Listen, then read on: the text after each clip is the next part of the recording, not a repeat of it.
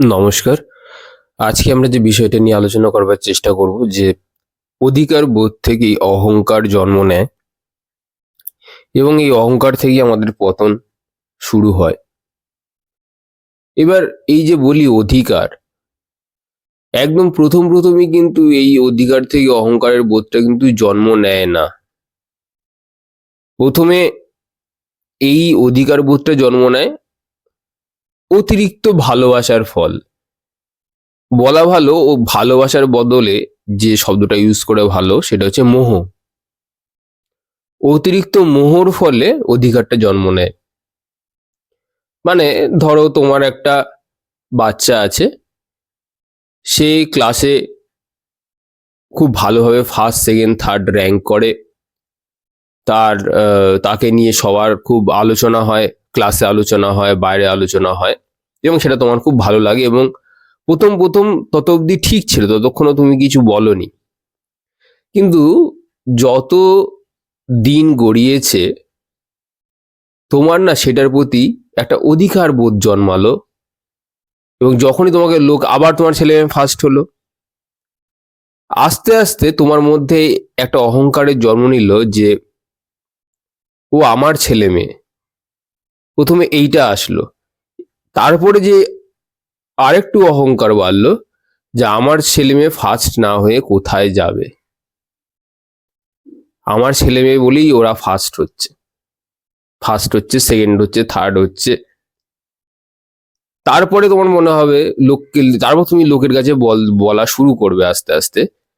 লোকে যখনই প্রশংসা করবে তোমার ছেলে অথবা মেয়ের, তখন তুমি আস্তে আস্তে বলবে আমার মেয়ে জানো কত ভালো গান করতে পারে, আমার মেয়ে জানো কত ভালো লেখাপড়াতে, আমার মেয়ে জানো কত পয়সা রোজগার করে বাইরে। কার মেয়ে দেখতে হবে তো। তো এই যে জিনিসগুলো, এগুলো আস্তে আস্তে বাড়বে, কমবে না কোনোদিনও, এগুলো বাড়তেই থাকবে। আমার মেয়ে ইন্টার্নশিপে ফার্স্ট হয়েছে, আমার মেয়ে অমুক জায়গাতে এত ভালো চাকরি পেয়েছে, তার এত বড় রোজগার। আজকে আস্তে আস্তে মেয়ের উপর পজিটিভনেস, মেয়ের উপর অধিকার বোধ কাজ করাটা বাড়লো। এটা একটা জিনিসের প্রতি হলো, শুধু মেয়ে। এবার আস্তে আস্তে দেখবে তোমার জীবনে যা যা ভালো ভালো যে জিনিসগুলো থাকবে, সেগুলোর উপর আস্তে আস্তে তোমার অধিকার বোধ কায়েম করবে। আজকে মেয়ে হয়েছে, কালকে ছেলে হবে, কালকে হাজবেন্ড হবে এবং আস্তে আস্তে সমস্ত কিছুর উপর তোমার অধিকার বোধ যখন কায়েম করা হয়ে যাবে, শেষ পর্যন্ত দেখবে অধিকার বোধটা তুমি তোমার উপরেই ফলাচ্ছ। মানে শেষ পর্যন্ত আর কেউ বাকি রইল না, সবার উপর অধিকার বোধ তোমার জমানো হয়ে গেল যেদিন, তারপরে অধিকার বোধটা তোমার উপরেই তুমি বলবে। তখন তুমি লোককে এই কথা বলবে যে আমি এই কাজগুলো করেছি, আমি সেই কাজগুলো করেছি, আমার মতন ভালো এক্সপার্ট লোক খুব কম আছে এই পৃথিবীতে। তো আস্তে আস্তে কি হবে না, সব কিছুর জিনিসের যে একটা কোয়ালিটি থাকে, সেগুলো কিন্তু আস্তে আস্তে কিন্তু পড়তে থাকবে, কমে যেতে থাকবে। আর তুমি তো জানোই ভালো করে যে আমাদের যে জিনিসের উপর বেশি মোহ মায়া এবং অ্যাটাচমেন্টস থাকে, কালক্রমে কিন্তু প্রকৃতি তাদের থেকে আমাদের দূরে সরিয়ে ঠিক দেয়ই দেয়। সে আজ না হয় কাল, যাই হোক না কেন, ধীরে ধীরে কিন্তু দূরে সরিয়ে দেয়, তোমার মোহ ভঙ্গ করে। যে মেয়েটি তোমার ফার্স্ট হতো, আস্তে আস্তে সে যখন উঁচু ক্লাসে উঠলো, যেদিনকে সে ফার্স্ট হতে পারলো না, তার উপরে তোমার গরমবাজি এবং তোমার শাসন, অতিরিক্ত শাসন তার উপর তুমি চাপিয়ে দাও। তার কারণ একটাই, তোমার মোহ যে ভঙ্গ হচ্ছে আর তুমি সেটা মেনে নিতে পারছো না। এত যাবৎ বছর ধরে তুমি যেসব ঢাক ঢোল নাগাড়া এগুলো পিটিয়ে বেরিয়েছো এবং লোককে জাহির করে বেরিয়েছো, সেগুলো আস্তে আস্তে তোমার দেয়াল থেকে, মনের দেয়াল থেকে আস্তে আস্তে সব খসে পড়ছে একটা একটা করে। এরকম অনেক জায়গাতেও দেখেছি যে ব্যক্তি নিজের পড়াশোনার দমে চাকরি বাকরি পেয়েছে, বিভিন্ন জায়গাতে তারা চাকরি বাকরি করে, উঁচু পোস্টে হয়তো চাকরি বাকরি করে। দীর্ঘ বছর পাঁচেক চাকরি করবার পরে তারা যখন কোনো আত্মীয় পরিজনদের বাড়িতে যায়, সে তখন এটাও জাহির করে বলে যে আমি আমার পড়াশোনার দমে চাকরিটা পেয়েছি। আস্তে আস্তে সেও তার নিজের কোয়ালিটিকে ছাড়তে থাকে, এবং তুমি দেখে থাকবে যে এগুলো হওয়ার পরে পরে আস্তে আস্তে আস্তে কিন্তু যত ওই অহংকার বাড়তে থাকে, তত এই লোকের বা এই রূপ লোকের বলা ভালো, গুণগত মান, একটা মানুষের যে কোয়ালিটি থাকে সেটা আস্তে আস্তে আস্তে পড়তে থাকে। আমি একটু সাহস করেই বলবো, যারা শনির মহাদশা দিয়ে যাচ্ছ বা যাবে ইন ফিউচার, তোমরা তোমাদের এই অহংকারটা একটু শনির মহাদশাতে দেখিও যদি সাহস থাকে।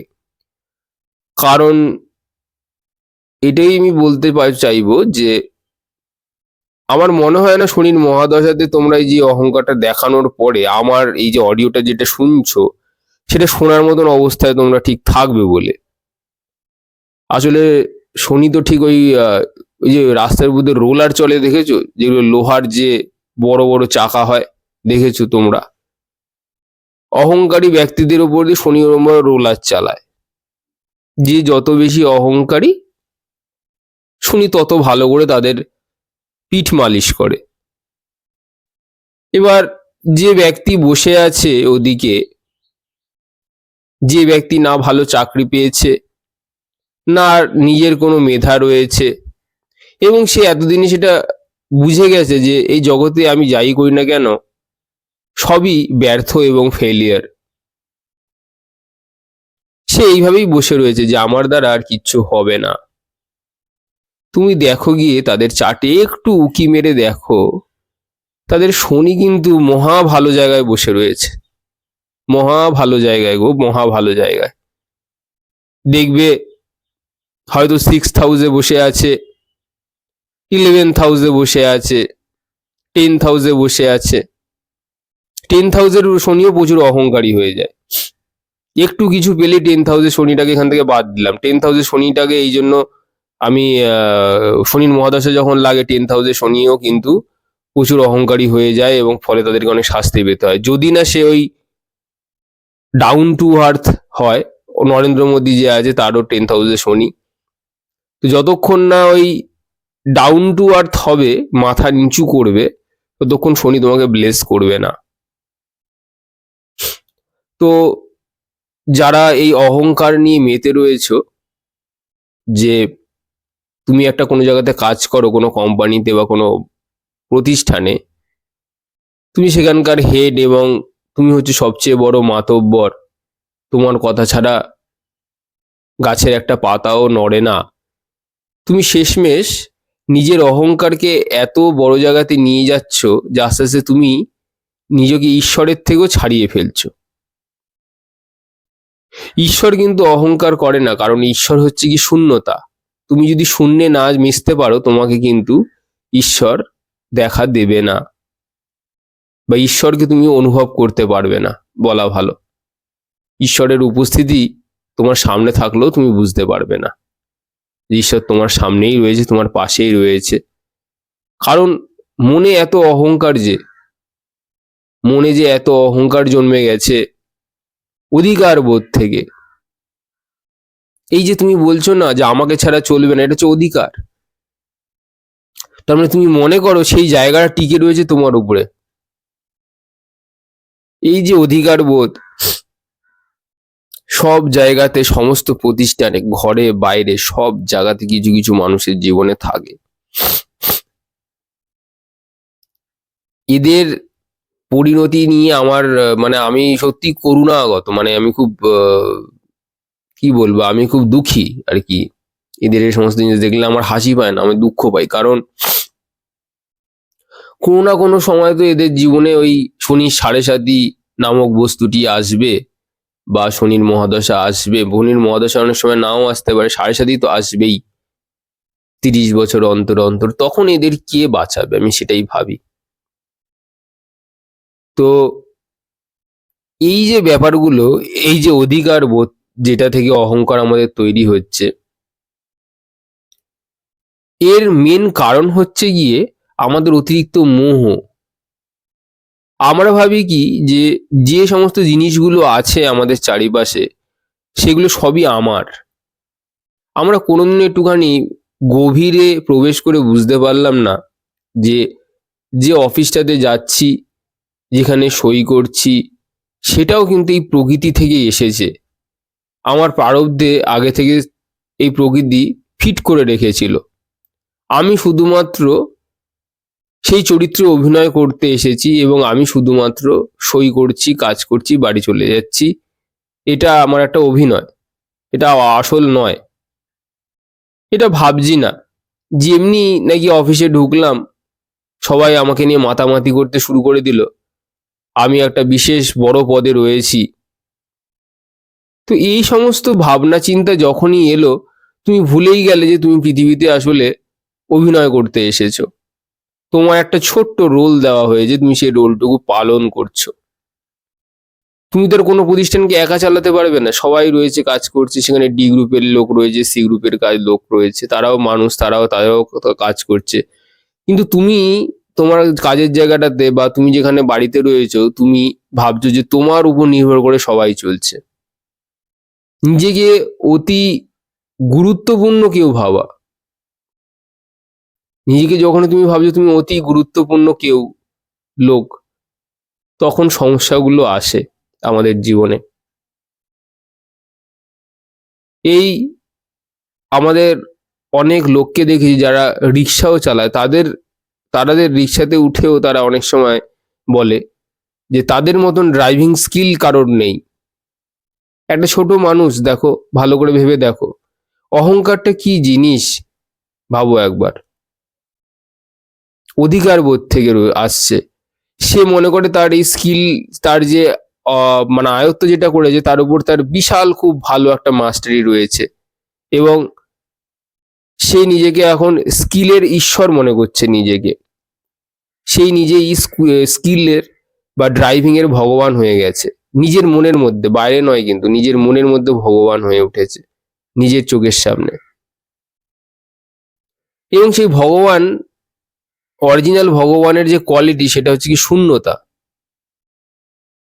কিন্তু উনি যে ভগবানটিকে নিজেকে মনে করছেন, তার মধ্যে রয়েছে অধিকার বোধ, প্রবল অধিকার বোধ, এবং সেখান থেকে জন্মেছে মোহ, এবং তারপরে অহংকার। একটা সাধারণ লোক দেখুন, রিক্সা ড্রাইভার, আমরা সবাই সাধারণ মানুষ, কিন্তু উনি ওনার চোখে ভগবান। তো যাই হোক, তারা সেগুলোকে নিয়েই না খুব সুখে আছে। আসলে প্রকৃতি চায় কি যে তুমি তোমার খেলনা বাটি নিয়ে তুমি ভুলে থাকো, তুমি তোমার অহংকার নিয়ে ভুলে থাকো, তুমি তোমার ছেলে মেয়েকে নিয়ে ভুলে থাকো, তুমি যেখানে কাজ করো, তুমি হয়তো বড় প্রতিষ্ঠানে রয়েছো, তুমি সেই সব নিয়ে ভুলে থাকো, তোমার বিজনেস আছে, তোমার উপর পুরো ফ্যামিলি চলছে, তুমি সেই অহংকার এবং অধিকার বোধ নিয়ে তুমি ভুলে থাকো। তুমি রোজ নিজেকে ভুল বোঝাও, ভুল বোঝাচ্ছ ইভেন, যে তুমি এটা করছো, ওটা করছো, সেটা করছো। তুমি খেতে দিলে তবেই পাড়ার কুকুরগুলো খেতে পাবে, তাছাড়া আর কেউ খেতে পাবে না। তুমি সকালবেলা এসে বিড়ালকে দুধ দিলে বা খাওয়ালে তবেই ওরা বেঁচে থাকবে, সেটাও নয়। তুমি সকালবেলা কাককে খেতে দিলে তবেই তাদের খাওয়ার যুগ জুটবে, এরকমটা কিন্তু নয় আসলে। তুমি যেদিনকে চলে যাবে পৃথিবী ছেড়ে, সেদিনকেও কিন্তু সূর্য উঠবে, সেদিনকেও কিন্তু বাতাস বইবে, সেদিনকেও কিন্তু গাছের পাতাটি নড়বে। এবং বিশ্বাস করো, যে কাকগুলো বা যে কুকুরগুলোকে তুমি খেতে দিতে, তারাও তাদের খাওয়ার এই প্রকৃতির নিয়মে ঠিক জোগাড় করে নেবে, তুমি না থাকলেও, আমি না থাকলেও। কেউ কারোর জন্য বসে নেই, কেউ কারোর জন্য নেই। এই প্রকৃতি রয়েছে, তার নিয়ম শৃঙ্খলা, ডিসিপ্লিন, তার একটা আলাদা কোডিংস রয়েছে। সেই কোডিংসগুলো তো আমরা জানি না, তাই জন্য এই সমস্ত ভুলভাল অহংকার আমরা করে ফেলি। আমরা ভাবি যে সবকিছু হয়তো আমাদের জন্যই হচ্ছে, আসলে আমরা কিচ্ছু নয়। আমরা একটা সাধারণ জীব, অতীব সাধারণ ক্ষুদ্রতর জীব। আমাদের সাথে আর 5টা জীবের সাথে আমাদের শুধুমাত্র একটা ইন্টেলেক্ট দিয়েছে, যেটা দিয়ে আমরা আমাদের সৃষ্টিকর্তাকে মনে করতে পারি। শুধু এইটুকু তফাৎ, বাকি সবই সমান। তোমারও একটা শরীর আছে, তাদেরও একটা শরীর আছে। তুমিও দেখতে পাও, সেও দেখতে পাও। তুমিও তোমার যে জীবনের যে কাজকর্মগুলো করে নিজের খাবার জোগাড় করো, তারা অন্যভাবে তারা নিজেদের খাবার দাবারগুলো জোগাড় করে লোকের ভালোবাসা পেয়ে। আমাদের মনেও যেরকম লোভ থাকে, টেরিটোরিয়াল, আমরা আমাদের জায়গা ছেড়ে দেবো না, তেমনি পশু পাখিদের মধ্যেও কিন্তু তারাও টেরিটোরিয়াল হয় এবং তারাও তাদের নিজের জায়গা কিন্তু ছেড়ে দেয় না, তারাও লড়াই করে। এবার কথা হচ্ছে, এই জন্যই ওরা পশু পাখি। এই যে আমাদের মনে যে কাম, ক্রোধ, লোভ, এই যে সমস্ত রিপুগুলো রয়েছে, যে দোষগুলো রয়েছে, সেম একই দোষ কিন্তু এই পশু পাখিগুলোর মধ্যেও রয়েছে। তুমি যদি মানুষ হয়ে এখনো সেই লোভ, মোহ, যেগুলো পশু পাখিদের মধ্যে রয়েছে, অ্যানিম্যাল ইনস্টিংক্ট বলে, সেগুলো তোমার মধ্যেও রয়েছে, আমার মধ্যেও রয়েছে। তুমি যদি এর ওপরে না উঠতে পারো, তাহলে কিন্তু তুমি আর হিউম্যান বিং কিন্তু হতে পারলে না। তার একটাই রেমেডি, সেটা যে শরণাগতি। শরণাগতি, ঈশ্বরের কাছে সমর্পণ করা, ইউনিভার্সের কাছে সমর্পণ করা, প্রকৃতির কাছে সমর্পণ করা, যে দেখো মা, আমার কিন্তু আর কিচ্ছু নেই, এই জীবনে তুমি ছাড়া আমার কিচ্ছু নেই। আমি হতদরিদ্র, আমি গরিব মানুষ, আমার কাছে না ঋদ্ধি আছে না সিদ্ধি আছে, আমি না ধনী না গরিব, তুমি আমাকে যেরকম রেখেছো আমি সেভাবেই চলছি, তুমি আমাকে পথ দেখাও। তোমার করুণা ছাড়া আমি বিন্দুমাত্র এক পাও আমি সামনের দিকে কিন্তু এগোতে পারবো না। এই জিনিসগুলো যদি নিজেদের মনের মধ্যে আমরা না আনি, এগুলো হচ্ছে প্র্যাকটিস, জানেন তো, এগুলো হচ্ছে অ্যাফার্মেশনস। এগুলো যদি আমরা না করি, আমাদের মনের যে ফাঁকা অংশটা রয়েছে সেটা ভর্তি হয়ে যাবে অহংকার দিয়ে, সেটা ভর্তি হয়ে যাবে মোহ দিয়ে, সেটা ভর্তি হয়ে যাবে কাম, ক্রোধ, বাসনা দিয়ে ভর্তি হয়ে যাবে। তো এর থেকে ভালো যদি আমরা শরণাগতির পথ যদি বেছে নিই, আমরা সারেন্ডার করি ঈশ্বরের কাছে। আমি যেন অনেক জায়গাতে দেখেছি কত মানুষ, আমার একটা দাদা এই মাস 4 আগে মারা গেছে। সে সুইসাইড করেছে। সে হচ্ছে মেদিনীপুরের বাসিন্দা, আমার মাসির ছেলে। খুব যোগাযোগ আমার সাথে কমই হতো, আমার সাথে যোগাযোগ আসলে কারোর নেই বললেই চলে। তো তারা ছোটবেলায় তাদের সাথে অনেক দেখা সাক্ষাৎ হতো। তো মাঝখানে সে অনেক পয়সা রোজগার করে, ফলে সে ধরাকে না সরা জ্ঞান করে, রোজ মদ্যপান করা এবং আহ, লোককে আজে বাজে কথা বলে। এমনকি আমার মামা বাড়িতে গিয়েছিল যখন, তাদেরকেও মামা কান্নাকাটি করছিল, বলছিল যে যে এমন অহংকার, সে বলে যে যে আমি চাইলে লোকের মুখে টাকা ছুঁড়ে মারতে পারি, সে এরকম ভাবে বলছে, জানো তো। সে আমার সেই দাদাটার কথা বলছি। নিজের দাদা বলে তো, যেটা সত্যি কথা সেটা তো বলতেই হবে। এমনিও আমার সাথে কারোর সম্পর্ক নেই, যোগাযোগ নেই, ইন ফিউচারেও চাই না আমি।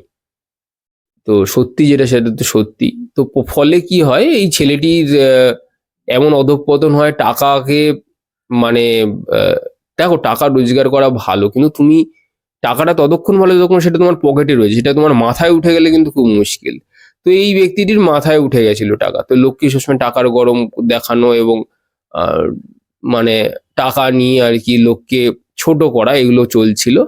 তো হঠাৎ করে একদিন শোনা যায় সে অনেক দেনাতে আর কি ডুবে গেছিল, ফলে সে সুইসাইড করে নেয়। তো যাক গিয়ে, ভালো হয়েছে। আহ, এই জন্যই বলেছি ভালো হয়েছে, কারণ দেখো, পৃথিবীতে যখনই তোমার অহংকারের ঘটিটা ভর্তি হয়ে যাবে, তখন কিন্তু তোমাকে সবকিছু ছাড়তে হবে। আজকে সে ওইভাবে গেছে কারণ তার মৃত্যুটা ওভাবেই ছিল। তার যদি কুষ্ঠি বিচার করো, তুমি দেখতে পাবে যে কি কি কারণে হতে পারে।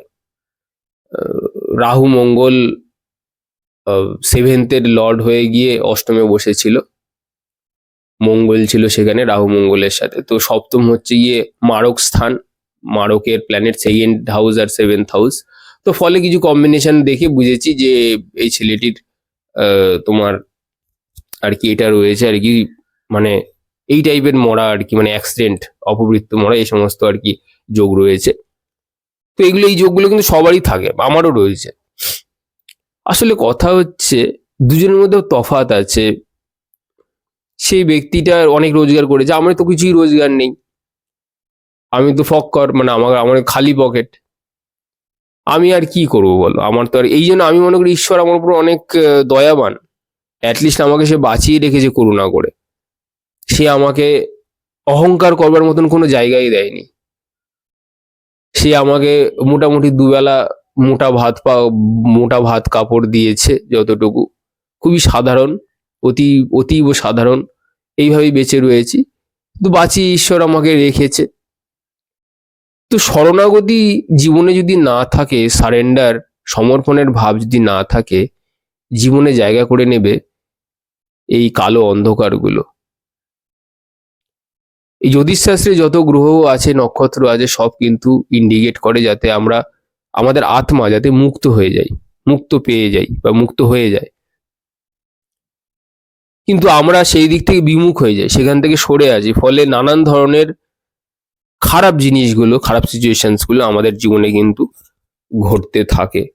এই যে আবার অনেকে আবার এগুলোকে বিশ্বাস করে না। আমাকে মানে কিছুদিন আগেই একজন আর কি আমার শ্রোতা বন্ধু, সে আমাকে আর কি একটা মেল করেছে।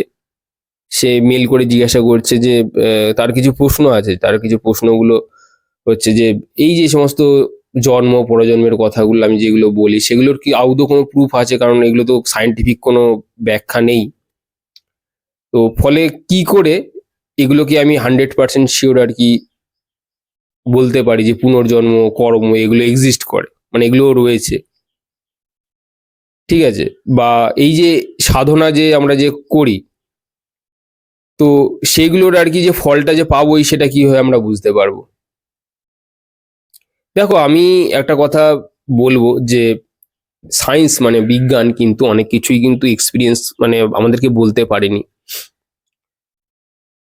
আমি একটা দুটো তাকে কথা বলেছিলাম, জানি না সে এখনো অবধি সেটা বুঝে উঠতে পারেনি কেন। এই যে ঈশ্বর, তুমি যে পথেই যাও না কেন, তুমি ভক্তি যোগে রয়েছো, তুমি জ্ঞান যোগে রয়েছো, রাজযোগে রয়েছো, তুমি যে যোগ দিয়েই হাঁটছো না কেন, লক্ষ্য কিন্তু মার্জ হয়ে যাওয়া। লক্ষ্য হচ্ছে গিয়ে তোমার মনের ভেতরে যে বিকার আছে সেগুলোকে শেষ করে দেওয়া। এবার কেউ যদি কোনো দীক্ষা না নেয়, দীক্ষা না নিয়ে এবং কোনো যোগের মাধ্যমে না গিয়ে সে যদি চুপচাপ বসে সেটাকে খতম করে দেয় বা নষ্ট করে দেয় মনের যে বিকারগুলো, তাহলেও ভালো, তাহলেও সে মুক্ত, মুক্ত পুরুষ। সবই সম্ভব। এই পৃথিবীতে অনেক কিছু আছে যেগুলো সায়েন্স এক্সপ্লেন করতে পারে না।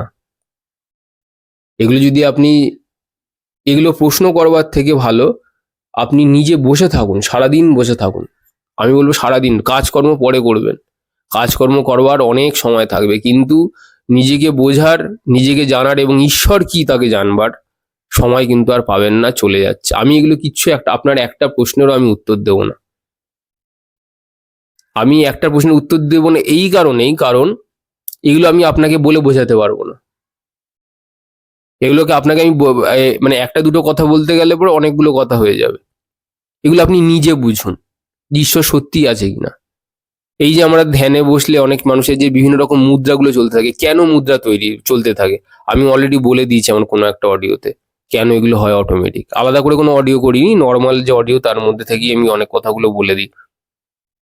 এই যে আমাকে অনেকে বলে, প্রশ্ন করে যে আমি একটা কথা বলতে বলতে অন্য জায়গায় চলে যাই কেন। তা আমি একটা কথা বলতে বলতে অন্য জায়গায় চলে যাই এই কারণেই, কারণ সেই কথাটাকে কোরিলেট করবার জন্য, যে এর পেছনেও আরো অনেক ব্যাখ্যা আছে, সেগুলো করবার জন্য আমাকে একটু আর একটুখানি অন্যদিকে যেতে হয়, আবার ফিরে আসি। তো এই এই হচ্ছে অধিকার বোধ। এই যে আপনি ধরুন কোনো কিছুর কে ছাড়তে পারছেন না, এই অধিকার বোধ, ছাড়তে না পারাটাই হচ্ছে কি বড় অধিকার বোধ। সমর্পণ নেই জীবনে, যদি সমর্পণ না থাকে আপনি কোনো কিচ্ছু বুঝতে পারবেন না। যতক্ষণ আপনার মধ্যে আপনি নিজেকে শূন্য না করছেন, আপনি বুঝতেই পারবেন না যে আমি কে, কোথা থেকে এসেছি, বা সৃষ্টিকর্তাই বা কে, সে কোথা থেকে এসেছে। আপনার মধ্যে এগুলো গোলমেল তাকিয়ে পেকে যাবে। কর্ম কি, কর্ম কি সত্যি এক্সিস্ট করে, তার কি কোনো সায়েন্টিফিক ব্যাখ্যা রয়েছে? বহু বহু রয়েছে, বহু। বহুবার রয়েছে। যে ছেলেটি, আমার একটা বন্ধু আছে, তার জন্ম যে সময় জন্ম হয়েছে, এবং সুশান্ত সিং রাজপুত যে যে আর কি মারা গেছে, আপনারা জানেন, বলিউডের একজন হিরো ছিলেন, তার সেম বার্থ চার্ট, একই টাইমে জন্মে সবকিছু। সে বাঙালি, সে এখানে কাজ করে, আর আমার এই বন্ধুটা এখানে কাজ করে, সাধারণ একটা জায়গাতে কাজ করে। সুশান্ত সিং রাজপুতের ওখানে সুইসাইড ছিল, হয়ে গেছে, কিন্তু আমার এই বন্ধুটারও ছিল, দেখুন দিব্যি বেঁচে রয়েছে, রামকৃষ্ণের নাম করে, রামকৃষ্ণ সারদামাকে নিয়ে বেঁচে আছে। কি করে তাহলে হলো? যদি কর্মের তফাৎ নাই থাকে, অ্যাস্ট্রোলজি দিয়েও আপনি কিচ্ছু করতে পারবেন না। সায়েন্সের এর পিছনে কোনো ব্যাখ্যা নেই, সায়েন্স জানেই না কেন কেন এরকম হচ্ছে, সায়েন্স তো সবকিছু ডিনাই করে। সায়েন্স মৃত্যুর পরে যে কোনো কিছুর এক্সিস্টেন্স আছে, সেগুলোকে সায়েন্স ডিনাই করে দেয়। তো আপনি এগুলো বুঝুন, আপনাকে বুঝতে হবে, আপনাকে অনুভব করতে। আমাদের মধ্যে যে ষষ্ঠ ইন্দ্রিয় আছে, সেটাও কিন্তু সায়েন্স আগে মানতো না, এখন হয়তো অল্প স্বল্প বুঝতে পারছে। আমাদের যে যে সিক্স সেন্স আছে, সেটাকেও সায়েন্স মানে না নর্মালি। তো এইগুলোকে ছাড়ুন, অধিকার বোধ ছাড়ুন, সবকিছুর থেকে নিজের হাতটা সরিয়ে দিন, নিয়ে যে চুপ করে একটু বসুন, চোখটা বন্ধ করে একটু বসুন, দেখবেন সব বুঝতে পারবেন। মিনিমাম 4-5 ঘন্টা করে রোজ বসুন, বসা প্র্যাকটিস করুন। 4-5 ঘন্টা অনেক কম বললাম, তো যদি কোনোদিনও করতে পারেন 4-5 ঘন্টার বেশি, তাহলে আপনি করে যেতে পারেন 2-3 বছর এরকম, 4-4 ঘন্টা করে, 5 ঘন্টা করে চোখ বন্ধ করে বসে থাকা। আপনাকে আর আমাকে কোনো প্রশ্ন করতে হবে না, আপনারা সবাই সবকিছু জেনে যাবেন। ধন্যবাদ, সবাই খুব ভালো থাকবেন। আজকে এই গরিব মানুষটা চেষ্টা করলো, যতটুকু বলবার বললাম। আপনারা সবাই সুস্থ থাকুন, নিজের চেতনার বিকাশ করুন, ঈশ্বরের কাছে সমর্পণ করুন, সবাই খুব ভালো থাকুন। ধন্যবাদ।